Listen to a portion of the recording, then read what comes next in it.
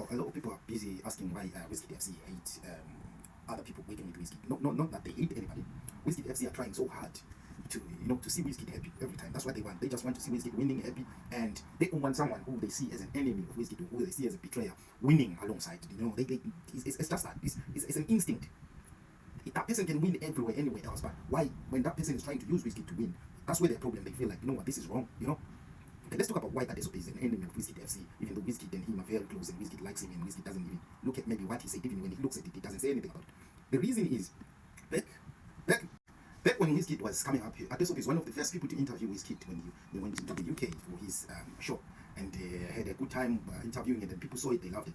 Fast forward, Wizkid goes on a tour in the United Kingdom, in the UK and America and other countries, European countries. That was 2021. Successful tour, which was for the Made in Lagos. Adesope was always promoting what Wizkid did, talking about what Wizkid did, emphasizing it's never been done in the music industry. It's never been done.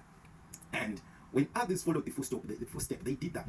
Some of those who followed Wizkid put them out on his shows from 2018, 2019 on his O2 Arena, and also it was coming out for some of the artists when they had shows. So some of them gave praises, and even Adesope was giving praise. But when those artists got to their foot on the gear to be the ones that are running their shows, and Wizkid, they used Wizkid as a stepping stone. They used Wizkid competition as a win for them, because now they were using that.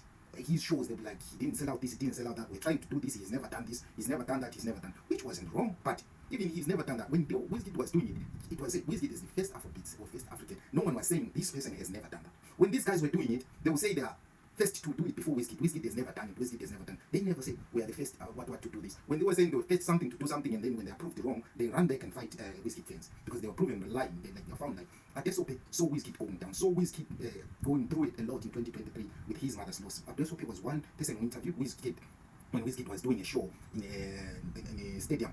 I went to that stadium. I saw how many people were there. There was a lot of people, and the traffic. There was a lot of traffic. It took me about 3 to 4 hours to get to my house, to my apartment that I booked in London. For me to get there, it took me about 3 or 4 hours to get there, and there was a lot of buses and taxis, queues everywhere. People were making money. People were selling T-shirts, were selling like people went into that show, came out happy, celebrating. They'd never seen something like that. And then when that happens, if you fast forward a year later, after Wizkid lost his mother, cancelled the tour, and went on, everybody knew, anticipated, Mariah tour is coming. And Adesope gets a Mattel deal. I don't know what was the discussion or who gave him that or how he got it, but he got it. Next thing we're seeing, a podcast. Whether it was there before it started that time, I don't know. But the podcast got popular with that moment, and they finished with that moment. No one has ever posted a clip of that podcast after that. Even if they post a clip, it's someone, maybe it's DJ Tunes in that show, or someone else who is not in that show, but it never goes popular. It doesn't go around. That was the last and the first time when they went into that podcast to share Wizkid. Wizkid with a new clip of that podcast. After that, even if they post a clip, it's someone, maybe it's DJ Tunes in that show, or someone else who is not in that show, but it never goes popular. It doesn't go around. That was the last and the first time when they went into that podcast to share Wizkid. Wizkid with a new album. Somebody says, I've never listened to the album because I've got a beef with Wizkid. And you're in with it. And that time, that person is criticizing the album. Criticizing the album, you've never listened to it. Okay. Someone says, I didn't listen to the album, but my opinion about the album, and you go with it. Someone comes up after that and says, we are setting up our artists for failure. For example, Wizkid did not sell out Tottenham Stadium. And you go with it. That person, furthermore, uses Burna Boy as an example of greatness over Wizkid. And you go with it. When that person was doing that, they knew online, people are saying Wizkid did not sell out the stadium. Wizkid cancelled the tour because he did not sell out the tour. When everybody knew Wizkid lost his power. But you are using that.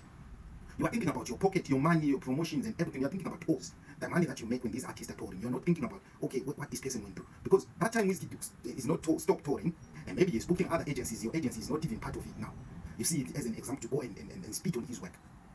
And that one was painful for a lot of Wizkid fans. That's why people are questioning, why are you coming back?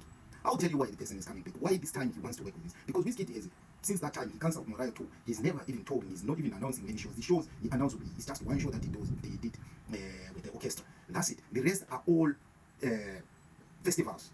He's being booked as El9 in festivals, and people are saying, wow, this person doesn't even need us as tour promoters, doesn't need us in making it in tours. He's doing well with festivals. Festivals keep booking him. He can stay here without even looking at us as tour promoters and do only festival. Now you're coming back, trying to be friends with him because you're seeing that he passes too much in these festivals.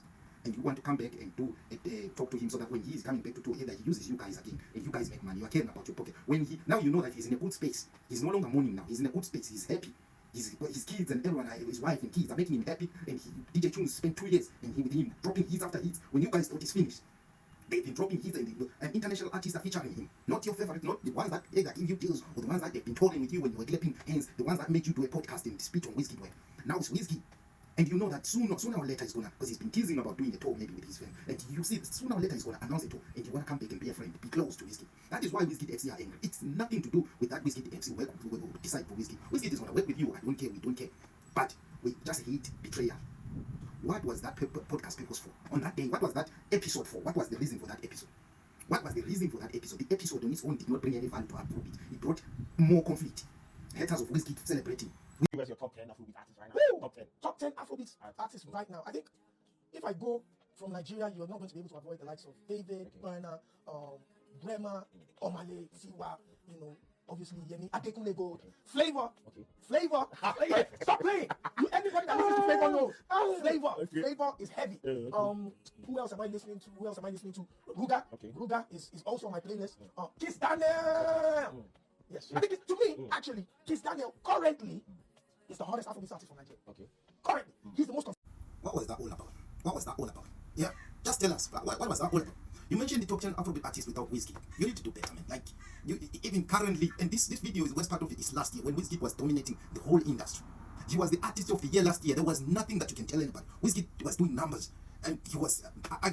The December experience on his own was based on Wizkid. His music was buzzing everywhere, and even this year he's doing the same. He's the most male artist now, streamed male artist currently as we speak. And you went and then you cancelled his greatness and then you put other people over Wizkid, some people that we know. What was the reason that you